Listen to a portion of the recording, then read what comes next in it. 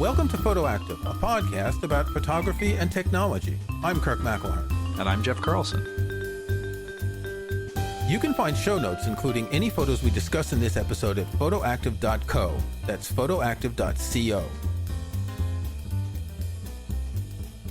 So we're recording this on Tuesday, November 21st, which is 2 days before the Day of Thanking Giving, and 3 days before the day of Black Friday. Although here in the UK we have Black Friday week, and some places even started with Black Friday sales on the first of the month. We talked about this in the past episode.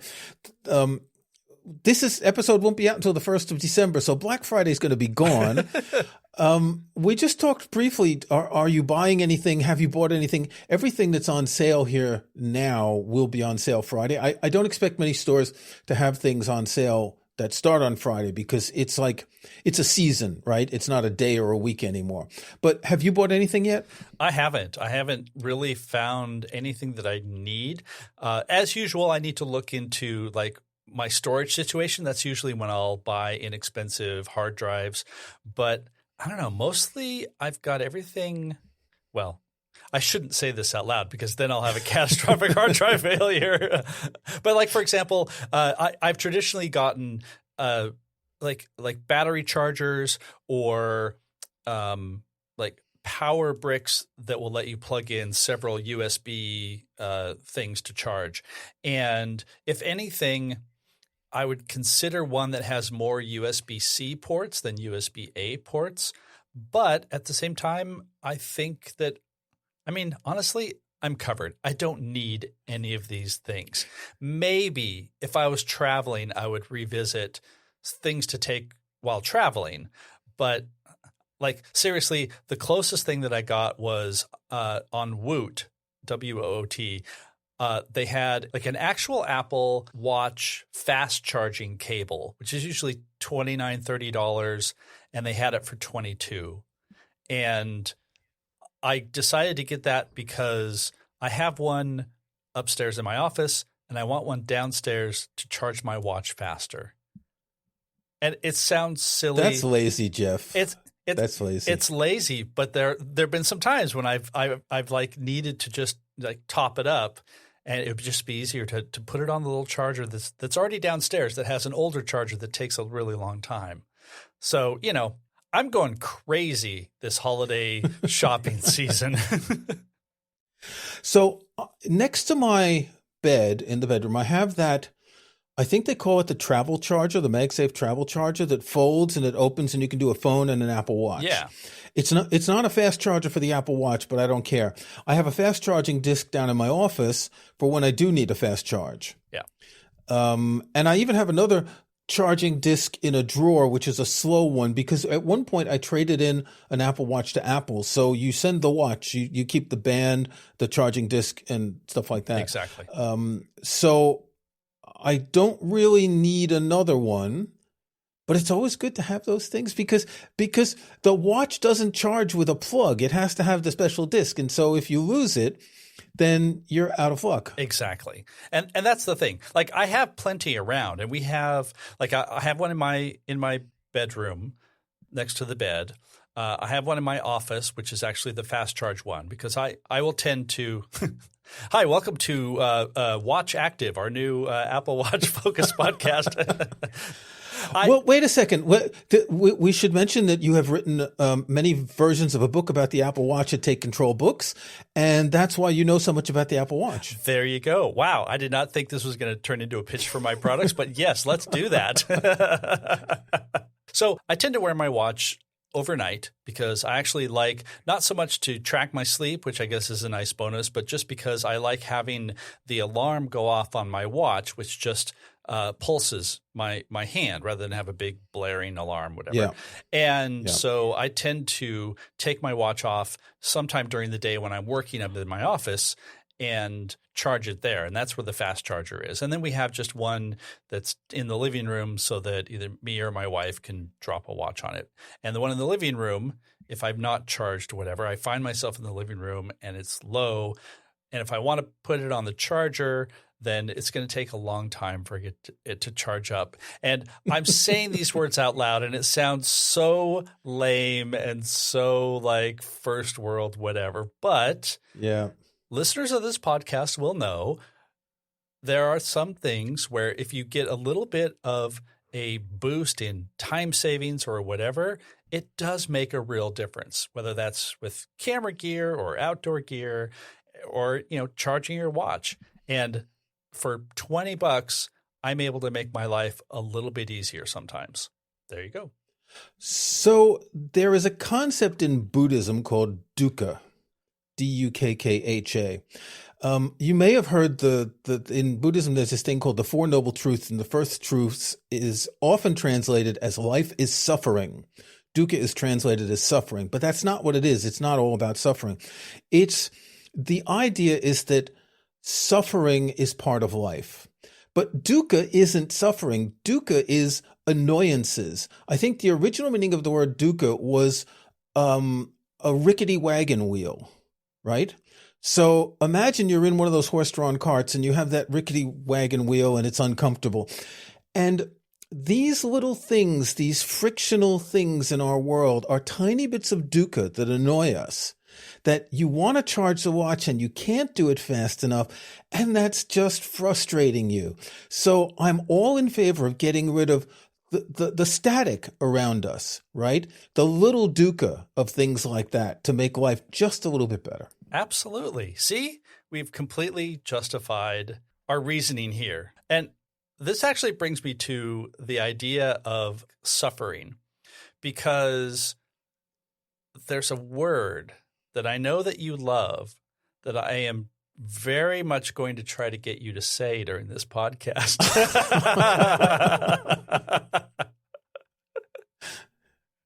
And I can't remember exactly what it is. I don't know what the title of this episode is going to be if listeners know where we're going here, because we really need to. It's been more than 7 minutes. We need to get to the topic.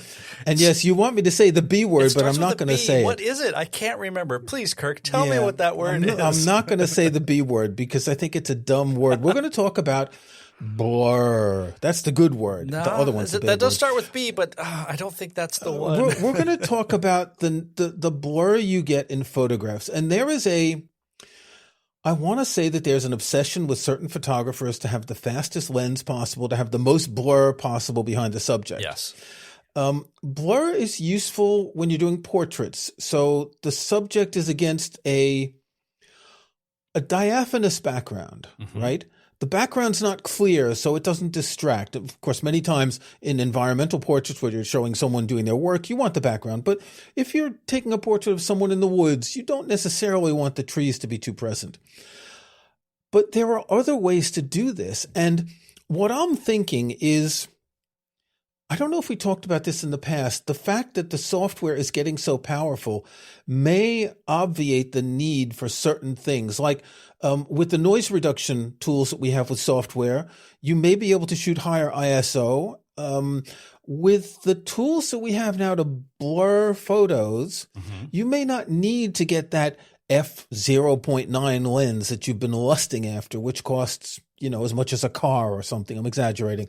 I think Fuji makes an f1 that's a couple $1,000, a 50 mil, something Several like that. thousand, yeah. But the problem with those lenses is that I don't want to say they're one-trick ponies, but they're really made to be shot open. But when you shoot open, you get distortion in addition to the blur. So imagine you shoot at f8, that famous Ouija saying f8 and be there, do everything in f8. If you shoot someone's face in f8, it's pretty much all in focus. If you shoot at f1.8 and you manage to focus the eyes, the tip of the nose might not be in focus, the ears might not be in focus, and that's a look that some portrait photographers like. But wouldn't you like the ability to blur the background and not the face?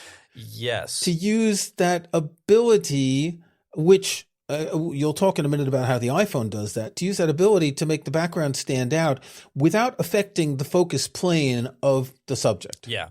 So I think you're getting into several good points here. And the way I want to tie this together is not so much whether you have a lens that can make that nice bokeh. I'm going to say it. Oh. Ha ha! Oh. I've said it. Excuse me. And you're editing this episode, so I can't bleep it out.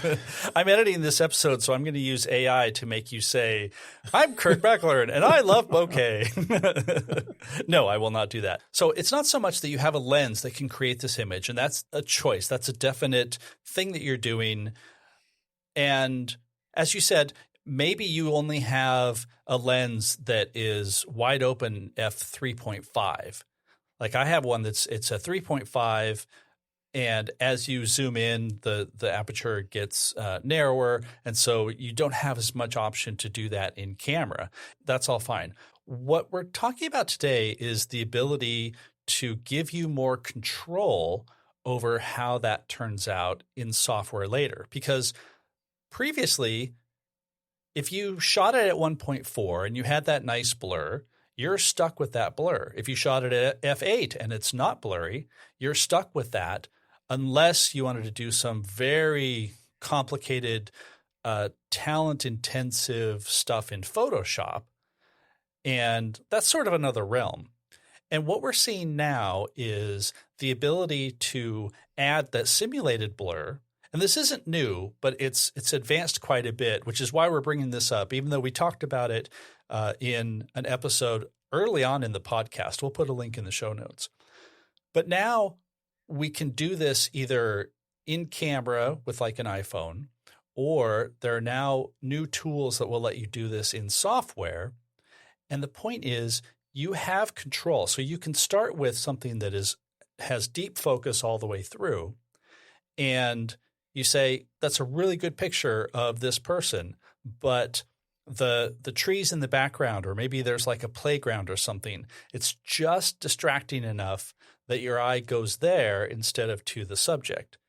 And this is another tool that will allow you to make the focus of the image what you want and make the rest of it blurry.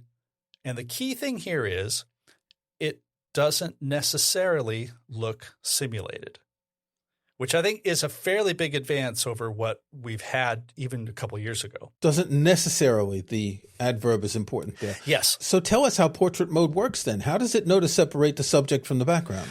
I think it's doing it by a combination of using both the wide angle and the main angle cameras. So by looking at the scene with both of those, it can estimate depth. But a whole lot of it is basically using machine learning to identify subjects in the image. So when it sees that there's a person, then it knows that that is the likely subject, right? And then it estimates what the depth of certain things are from there. So what you end up with is an image, and then it also has a separate depth map. And that depth map is basically just an estimation of what the depth is in the scene. And once it has that data, then what Apple can do in the camera is blur the background and do it in such a way that they can be edited later. And you can also do this in the Photos app in an iPhone or on the Mac or an iPad. Exactly. Right. Which actually brings us to, I think, maybe the biggest tip that we can offer for portrait mode, because when you're shooting in portrait mode, and actually I also want to point out the new phones, and I'm pretty sure it's just the iPhone 15 and 15 Pro, has the ability that when you are pointed at something that would be a portrait subject, so a person or a pet, it will automatically capture that depth map. And so you point it at someone and there's a little F icon for the aperture that shows up, and that tells you that it's saved the depth information. And you can either show that in the image so you have the blur or not, but that gives you the ability to go edit it later. In other phones, you switch specifically to the portrait mode, and then it saves that information. Okay. So I just took a photo of something on my desk. It's one of these vertical MagSafe charging stands, right? And I shot it in portrait mode. And so one of the cool things, and I think this started with the iPhone 14, I think it's phone specific and not software specific, is you can click in different areas to change the focus. Yes. which is relatively, I think some time ago we talked about different lenses and why we may not even need different lenses in the future because of the ability for software to be able to do this. If you have high enough resolution and you can choose the depth of field in software, that's quite amazing. Mm-hmm. And actually, this brings me to, I think, what's the most important tip of using a portrait mode, which is the phone will want to do something like f2.8 or f4.5-ish. I think it does have some sort of algorithm for determining what that should be. But quite often, if you're at like f2.8 or f1.8, f1.4 even, I think it'll do down to 1.4. Oftentimes, that's where you're going to see more of the distortion around the person. You'll see like a little bit of halo, and that's when it looks a lot more fake. It's not necessarily that the background itself looks fake. It's that you can see the seam where it started versus the area that's actually in focus.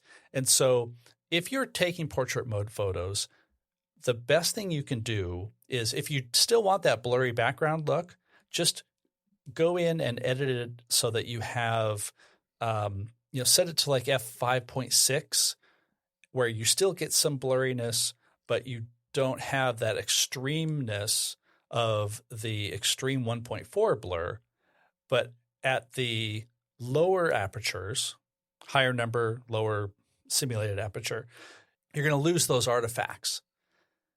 And then you're going to have a more realistic looking background blur that I think in most cases, no one will be able to tell that you either shot that with a phone or that you manipulated the background. Okay, we're going to put a photo in the show notes that I just took of this charger, and I went into Photos on my Mac and I changed it to, cinematic mode to get the cool lighting.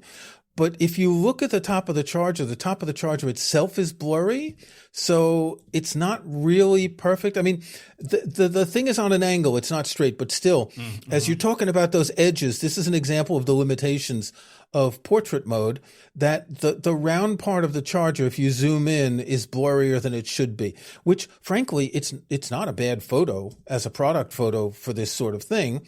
But once you start, I think the biggest problem is people with a lot of hair sticking out or cat's whiskers. Those are going to get blurred incorrectly and they look weird. Yeah, and also that's also a product of us knowing what that looks like, and so your eye is going to go directly to that. If you think about it, look at me right now in the image in Zoom. Your eye is focused on my face, and the only part of your eye that sees things in focus or sharply is the very center, right? The fovea. So if you look at my face and you kind of let yourself look at what's around me without stopping looking at my face, if that makes sense, you'll notice that all the background is blurred. So it's kind of natural when we're looking at a person that the background isn't present just because of the way we see. And when this is duplicated in camera or in iPhone, it does make it look more realistic. When you've frozen something on a photo and the background isn't blurred, it doesn't look like what we see. It feels different. One of the problems I have with people who are into the background blur is that they tend to want to blur everything in the background as much as possible. Yeah. To the point that it's actually a distraction. Yeah. A very subtle blur is a much better effect and doesn't sort of call attention to itself. Yeah, that's exactly it. And it, goes back to using this as a tool to bring attention to the thing that you want to have the attention, the subject or the stand or whatever. The subject or the stand. The subject, the person. Or we often take portraits of charging stands. It's a very important subgenre of photography. In our line of work, I think it probably happens a lot more than you would think. That's true. All right. So Lightroom has a new feature to do a lens blur. So Lightroom can take this depth map information that you captured with the phone and work with it. And it actually gives you more options to do that. So yes, you can turn it on and you can set the blur to be like a really high blur or a low blur. It doesn't give you the simulated aperture numbers that Apple does, but it's like you can set the blur to 70 and that's fine. But it also lets you see like a rough depth map of what that image information looks like. And then you can use sliders basically to say, all right, I want only the front part of the person's face in focus. If it has, calculated it correctly, it will do that. I'll put this in the show notes, but I have a picture of our friend Glenn Fleischman. He and I had coffee, and I took a picture with an iPhone 15 and opened this in Lightroom. And what you'll see in the screenshot is the background behind him is a little bit blurry, not a whole lot. But the lens blur feature in Lightroom gives you a few different things. So you can set, and I have to use the word here because it's there in the screenshot. There's actually a bokeh option, which gives you 5 different types of bokeh. So when we're talking about bokeh, we're talking about the characteristic of the blur. And this simulates different kinds of lenses. So usually you just sort of want something soft, but there are some lenses that have sort of a more ring or donut shape, or maybe you have apertures that have like a 5-sided look to specular highlights and things like that. So you can choose more of the characteristic of the background blur, and then you can also adjust the focal range by, like I said, using these sliders that tell you what the estimated depth is. And I'll also put a screenshot in that visualizes the depth, which of course looks sort of scary, but this will show you what the software is seeing.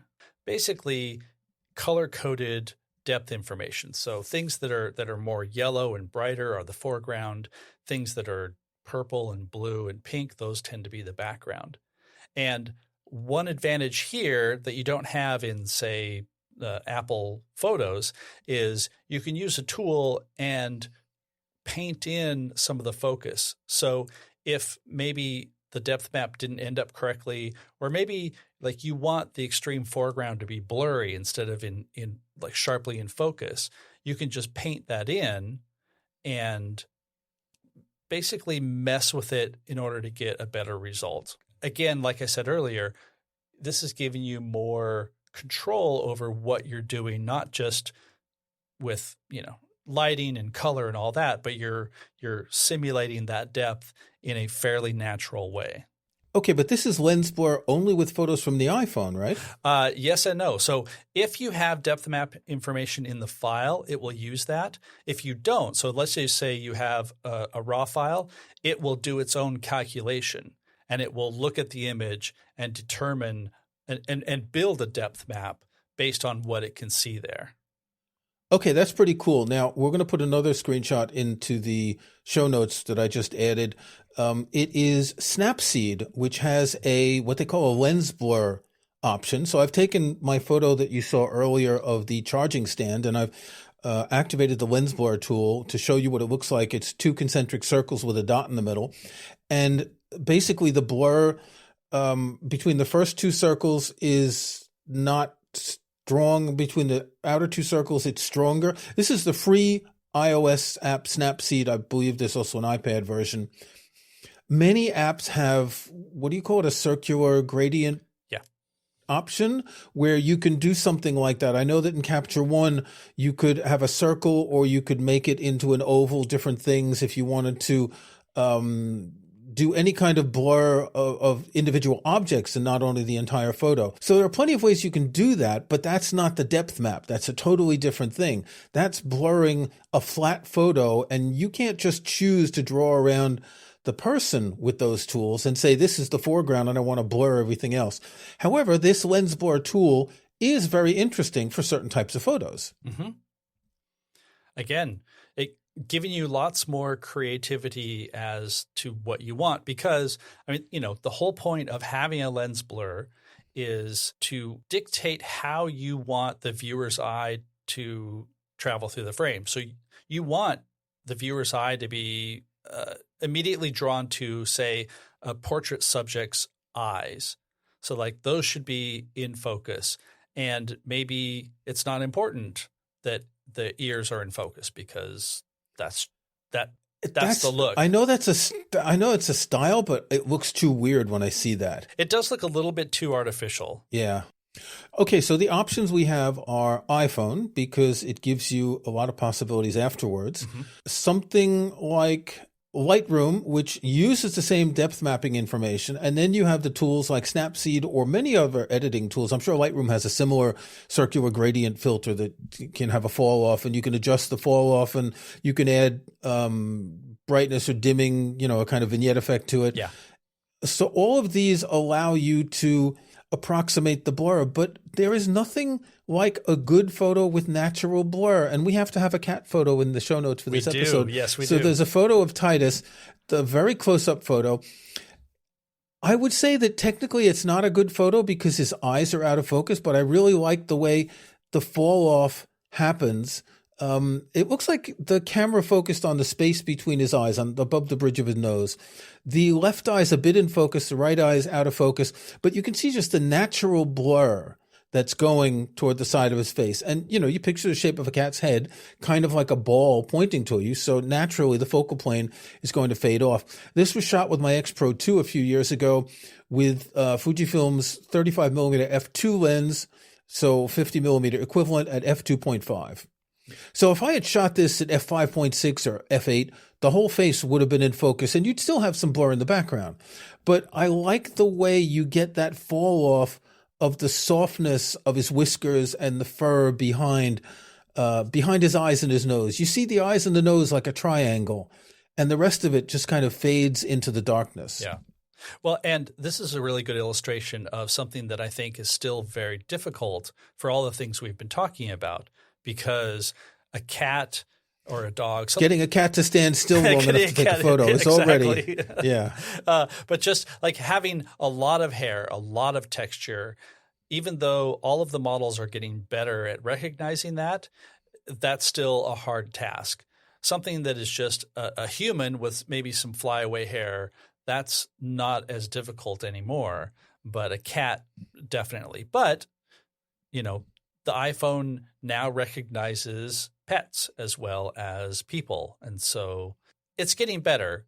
But if you were to give me that same shot at f8 or whatever and asked me to replicate this look that you have right here, I think it would still be very, very difficult without a lot of manual intervention in Photoshop. Yeah. If you want that natural fall off, it's not going to be easy to do in software.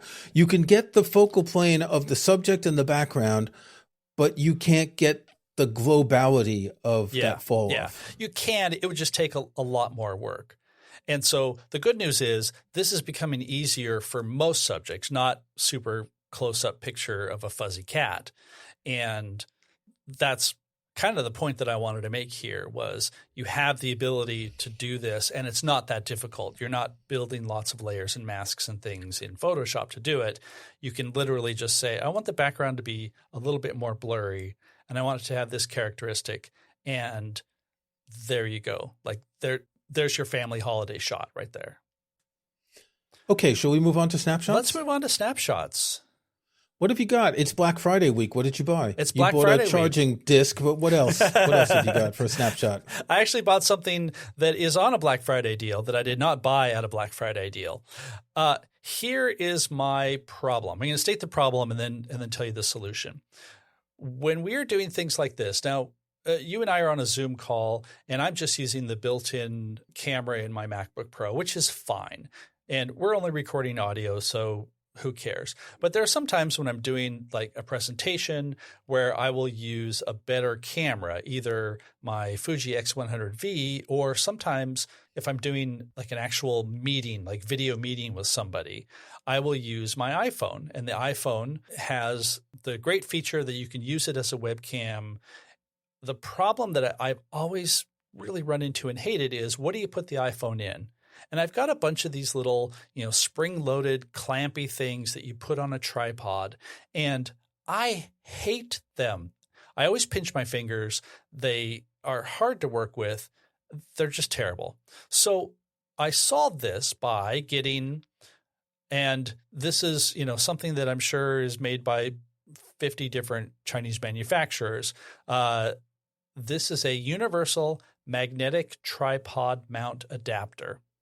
And what it is it's basically just the magnetic circle that attaches to the MagSafe portion of my phone. And then there's a little tiny ball head that comes out. And then the rest of it just sticks onto it's got a little 1/4-inch tripod mount. And so if I have that on my little tripod that I already have, all I have to do is take my phone and just attach it magnetically. And I'm not dealing with the springs. I'm not pinching my fingers. It's strong enough to keep it there. And I can pull it on and off however I need. It's normally $15. And it's by a company called J. Coelewili. I butchered that. It doesn't really matter. You'll find similar things. But again, like tying this back to what we were saying, it's a small, inexpensive thing that is making my life easier because I don't have to deal with those stupid, annoying, spring-loaded phone clamps, which did I mention this? I hate them. It eliminates a bit of dukkha. Yes. Now, I have a Belkin device that I bought when Apple first announced that the iPhone could be used as an external camera. Oh, yeah. For video things. Belkin made this one, which is specific to a laptop. So it's got like what would you call it? A little thingy thing that goes over the top of the laptop. Mm-hmm. The problem is it's very heavy. The iPhone's heavy, and you have to keep your laptop screen relatively perpendicular to the surface. Rather than leaning it. So you've got to raise the laptop. It's not great. But it also has one of these kind of ring things in the back. So you can use it as what do they call it? A pop something for a phone? Yeah. A little. And you can even put the phone on and use it as a stand. So it's really practical. I never use it as a camera because I don't have the need like you do. Yeah. But there are a number of devices like this available. Last thing I'll say is that the company Moment, which they make lenses and things for iPhones, they have like a bigger, sturdier, more expensive version of this. I cheaped out and just went to Amazon to find something inexpensive. Totally. But it's also because like this is just something that's going to sit above my computer and permanently. Exactly. Yeah. So, all right, Kirk, what do you have this? I went into great length. Let's go to you now. Mine's going to be really simple. I needed a new clock for the kitchen, and I'm a big fan of the Braun clocks, originally designed by Dieter Rams, the guy who's well known for having inspired Johnny Ive. And so I bought a BC26 Braun analog wall clock in Schweiz, black. I have one you can see over my shoulder there, over my door, which is a white one. And I wanted to have a black one for the kitchen. They were doing a Black Friday sale at 60% off. Ooh. Which, I mean, 60%, that's a lot of money, even after you pay shipping. So it came to 17 pounds. I love the simplicity of this design. It's that pure Bauhaus design. There's nothing in the way. You've got the numbers, you've got the hands. The second hand it's a sweep second hand in yellow, so it's easy to see. It's very similar to the Apple Watch utility face, which is the one that I really like. I like having an analog face for my Apple Watch. The difference is that the utility face on the Apple Watch, the numbers are much larger because they have to be big enough to be read on the face. And we'll put a link in the show notes to the Braun website, and you can see the numbers are small. And the tastefulness of this design is going to make me want to look at this clock in the kitchen. And I can look at my watch, I can look at my phone, but if I'm kneading bread, I can't easily look at my watch and I look at the clock, I know what time it is. It's that sort of thing. Nice. Everyone needs analog clocks. I think they remind us that time is circular. And it illuminates dukkha. It does. All right. We'll be back in 2 weeks with some other ways to eliminate dukkha. Sounds great. Thanks for listening to Photoactive. You can find show notes, including any photos we discuss in this episode, at photoactive.co. That's photoactive.co. We couldn't afford the M. You can join our Facebook group at facebook.com/groups/photoactivecast. That's photoactivecast in one word. You can subscribe to Photoactive in your favorite podcast app or on Apple Podcasts. See the links on our website. And think about leaving us a rating or review in iTunes or in your podcast app.